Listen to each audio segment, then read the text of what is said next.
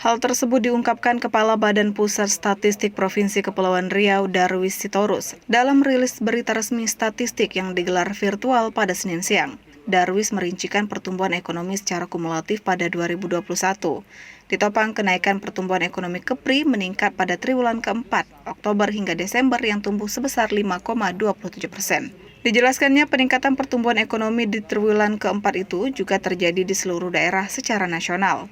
Lebih rinci, Darwis mengungkapkan pemicu lajunya PDRB Kepri di triwulan keempat itu karena andil sektor industri pengolahan sebesar 2,72% dan sektor pertambangan sebesar 2,10%, sedangkan sektor akomodasi makan minum hanya 0,61% saja.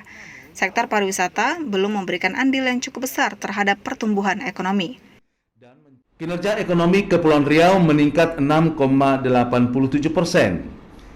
Dan kondisi ini menjadikan pertumbuhan ekonomi Kepulauan Riau selama tahun 2021 tumbuh sebesar 3,43%. Jadi arah pertumbuhan ekonomi nasional juga searah dengan pertumbuhan ekonomi di Kepri, walaupun pertumbuhan ekonomi Kepri masih sedikit di bawah pertumbuhan ekonomi nasional yang sebesar 3,69%.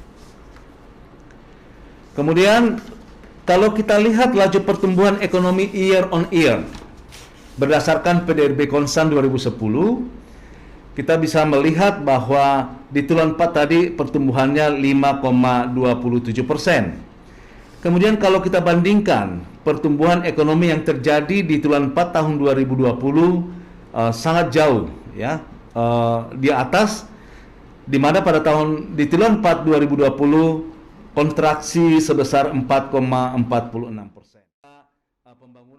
Dalam rilis yang disampaikan tersebut, Darwis juga menyampaikan sejumlah fenomena ekonomi yang terjadi di Kepulauan Riau khususnya pada triwulan keempat, di mana penurunan kasus COVID membuat pemerintah telah melonggarkan sejumlah kebijakan transportasi lalu lintas orang. Sementara fenomena lain mulai meningkatnya pembangunan jalan, pelabuhan, meningkatnya belanja pegawai dan jasa pemerintah, hingga bantuan sosial yang diterima langsung masyarakat seperti BLT lansia dan lainnya.